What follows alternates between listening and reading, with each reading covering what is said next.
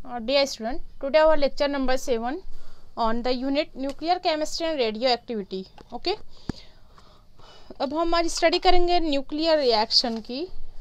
इससे पहले हमने मोड ऑफ डीके देखा कि क्या होता है अल्फा डीके, अल्फा पार्टिकल का रेडिएशन, बीटा डीके विच शोइंग बीटा पार्टिकल और बीटा रेडिएशन, और इसी तरह गामा रेडिएशन, उसमें जो है एनर्जी जो है वो रिलीज होती है. अब देखेंगे न्यूक्लियर रिएक्शन क्या होती है. शुरू में लेक्चर के शुरू में जब ये चैप्टर शुरू हुआ था तो मैंने बताया था कि ये कॉमन रिएक्शन से हट के होती है न्यूक्लियर रिएक्शन, राइट. इसको कहा जाता है it is a natural spontaneous reaction. Nuclear reaction को कहा जाता है it is a natural spontaneous. Natural भी होता है और आर्टिफिशियल भी, लेकिन ये स्पॉन्टेनियस प्रोसेस होता है. स्पॉन्टेनियस का मतलब होता है एकदम अचानक से हो जाने वाला. जैसे हीट का ट्रांसफ़र है हाई लेवल से लो लेवल, इलेक्ट्रिसिटी फ्लो होती है high voltage to low voltage, पानी का फ्लो है, ये सब स्पॉन्टेनियस है. आप इसको किसी तरीके से रोक नहीं सकते, ठीक. इसी तरह ये भी न्यूक्लियर रिएक्शन भी स्पॉन्टेनियस रिएक्शंस होती हैं, ठीक. इसके ज़रिए क्या होता है, कुछ न कुछ फॉर्म में एनर्जी रिलीज होती है, ठीक. Maybe alpha decay, maybe beta, maybe gamma. अब यहाँ पर हम ये तो नेचुरल हो गया, non natural spontaneous nuclear reaction. अब हम डिस्कस करेंगे जो हमारे चैप्टर में मेन दिया गया non spontaneous nuclear reaction. Non spontaneous nuclear reaction, ठीक. जो कुदरती तौर पे जो आइसोटोप पाए जाते हैं उनका रेडिएशन कैसा होगा, इमीडिएट होगा, स्पॉन्टेनियस होगा. अब जो हम न्यूक्लियर रिएक्टर के ज़रिए करेंगे, कुछ अपने खुद से बम्बारमेंट करके या न्यूक्लियस को ब्रेक डाउन करके कुछ रिएक्शन करते हैं, वो कहलाती है दैट इज़ ए आर्टिफिशियल और मैन मेड न्यूक्लियर रिएक्शन, और इसी को कहा जाता है न्यूक्लियर ट्रांसम्यूटेशन, ठीक. The non spontaneous nuclear reaction is also called a man made nuclear reaction, या इसी को कहा जाता है nuclear transmutation. Okay, one minute, that is called a nuclear transmutation, ठीक. न्यूक्लियर ट्रांसम्यूटेशन, तो आज हम इसके बारे में स्टडी करेंगे, ट्रांसम्यूटेशन, ठीक. So our next heading is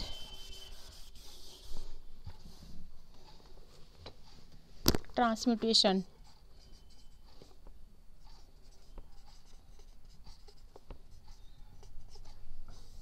okay, क्या होता है ट्रांसम्यूटेशन?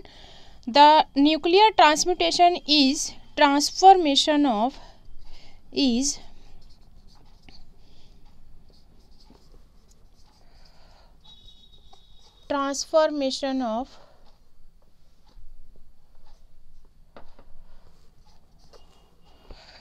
a stable nucleus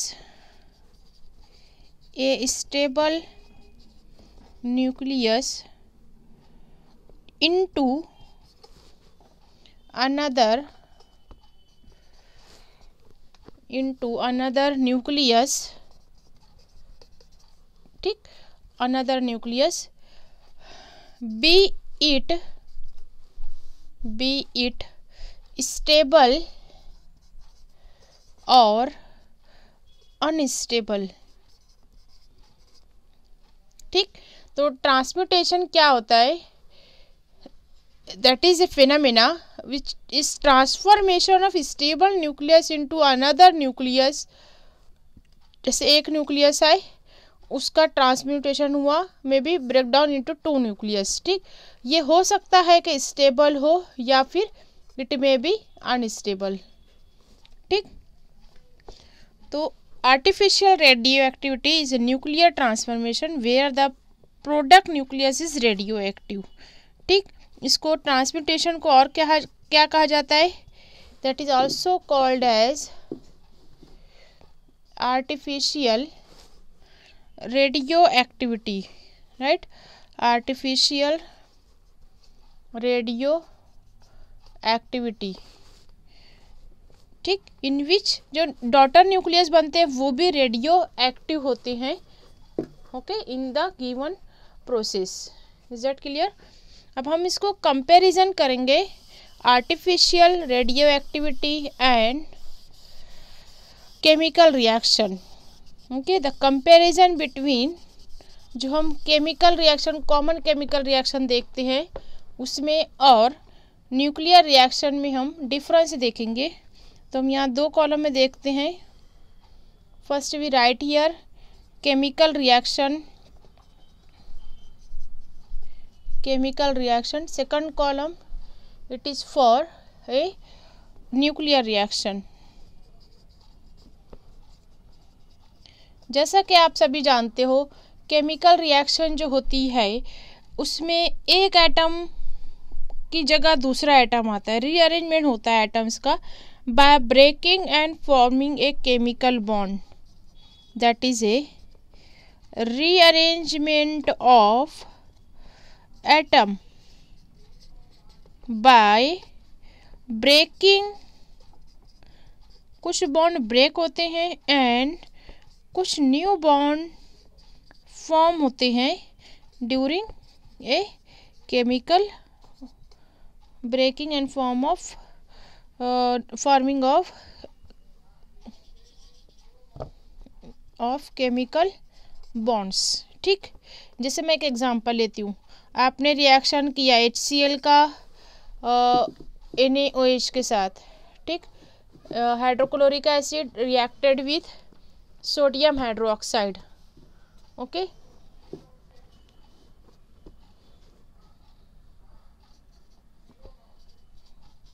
इस रिएक्शन में नया बॉन्ड बनता है सोडियम और क्लोराइड के बीच NaCl, ठीक, and formation of water molecule, okay.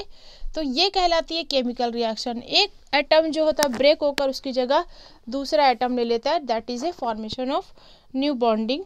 और न्यूक्लियर रिएक्शन में द एलिमेंट्स और आइसोटोप्स, ठीक, इसमें क्या होता है, एलिमेंट्स लेते हैं हम, एलिमेंट्स और isotopes of one parent element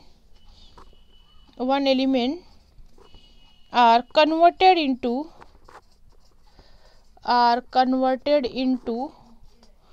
another daughter element, ठीक, another element in a nuclear reaction, ठीक। जैसे हम एग्जांपल लिए थे पीछे, ये भी हमने देखा था लास्ट लेक्चर में कि यूरेनियम अगर है, यूरेनियम 238, ठीक, ये आइसोटोप है, रेडियो आइसोटोप, ये कन्वर्ट होता है अगर थोरियम में, दैट 234 प्लस हीलियम। तो ये न्यूक्लियर रिएक्शन जब होती है तो एलिमेंट या फिर आइसोटोप कन्वर्ट होता है दूसरे आइसोटोप में, ठीक, और उसके रिजल्ट में कुछ अमाउंट में एनर्जी रिलीज होती है, ठीक। अगला पॉइंट देखेंगे केमिकल रिएक्शंस का। Now in chemical reaction different isotopes of different element have same behaviour, ठीक। जैसे सपोज हम एग्जांपल लेते हैं, हाइड्रोजन है, ड्यूटेरियम है, ट्रिटियम है, ठीक, ये आइसोटोप्स ऑफ हाइड्रोजन है।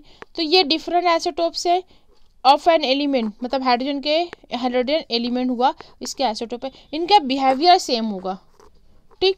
लेकिन हम न्यूक्लियर रिएक्शन की बात करते हैं तो इसमें तमाम आइसोटोप्स का बिहेवियर डिफरेंट होता है, ठीक। अगर आप कार्बन 13 का कुछ बिहेवियर देखोगे, कार्बन 14 से डिफरेंट होता है। तो ये सेकंड पॉइंट होता है। तीसरा पॉइंट देखेंगे for chemical reaction. In chemical reaction there is a outer shell electron take part in chemical reaction, जिसको हम कहते हैं वैलेंस शेल, ठीक। ये अगर न्यूक्लियस है, न्यूट्रॉन प्लस प्रोटॉन, यहाँ पर जो इलेक्ट्रॉन होते हैं, अब कोई भी एलिमेंट होता है उसके नंबर ऑफ इलेक्ट्रॉन मुख्तलिफ होते हैं, ये इन्वॉल्व होता है केमिकल रिएक्शन में, ठीक। लेकिन न्यूक्लियर रिएक्शन में क्या होता है, इन विच इलेक्ट्रॉन, उसके साथ ही साथ प्रोटॉन, उसके साथ ही साथ न्यूट्रॉन और अदर एलिमेंट्री पार्टिकल में बी इन्वॉल्व, ठीक, जैसे मेजॉन है और दूसरे बहुत सारे पार्टिकल हैं, पॉजिट्रॉन है, ये भी इन्वॉल्व होते हैं इन न्यूक्लियर रिएक्शंस में। अगला पॉइंट है डिफरेंशिएटिंग पॉइंट। ये आप बुक में पेज नंबर 198 पर पूरा कॉलम में लिखा हुआ है, आप उसको एक बार रीडिंग कर लीजिए कि केमिकल रिएक्शन जो होती है उसके किसी भी प्रोडक्ट के बनने पर एनर्जी जो होती है वो लेस अमाउंट में रिलीज होती है। जैसे यहाँ पर हम एक एग्जांपल लेते हैं, chemical combustion of methane. Methane का अमल एतराक होता है, अगर 1 ग्राम हम मीथेन लेते हैं तो उसके नतीजे में 56 किलो जूल पर मोल ऑफ एनर्जी रिलीज होती है, ठीक। लेकिन अगर हम यूरेनियम की बात करें, यूरेनियम 235 आइसोटोप, अगर इसको हम न्यूक्लियर रिएक्शन में इन्वॉल्व करते हैं तो यहाँ पर बहुत ही ज़्यादा large amount of energy release होगी। 1 ग्राम यूरेनियम का अगर हम इसको ब्रेक डाउन करते हैं तो इसके नतीजे में 8.2 into 10⁻7 kilo joule of energy is release. देख रहे हैं यहाँ पर कितना ज़्यादा डिफरेंस है। तो ये मतलब ये फ़र्क होता है कि केमिकल रिएक्शन में कम एनर्जी रिलीज होती है, जबकि न्यूक्लियर रिएक्शन में, इसके लिए इसको कहा गया tremendous amount of energy is release, very very high amount of energy is release, ठीक। लास्ट पॉइंट है, इन chemical reaction the rate of reaction is influenced by temperature, ठीक है। टेम्परेचर, प्रेशर, जो आउटर एटमॉस्फेरिक प्रेशर है, या फिर वो उसमें जो भी बीकर में हम ले रहे हैं उसका जो सील्ड फ्लास्क में ले रहे हैं या ओपन फ्लास्क में ले रहे हैं उसका कॉन्सेंट्रेशन है, या यूज़ ऑफ कैटलिस्ट पर अफेक्ट करती है केमिकल रिएक्शन। जबकि न्यूक्लियर रिएक्शंस आर इंडिपेंडेंट और अनअफेक्टेड बाय टेम्परेचर, प्रेशर और कैटलिस्ट, ओके। यहाँ पर ये डिफरेंशिएटिंग पॉइंट कंप्लीट होता है। In next lecture we study that the artificial radioactivity in lecture number 8. Okay, thank you so much.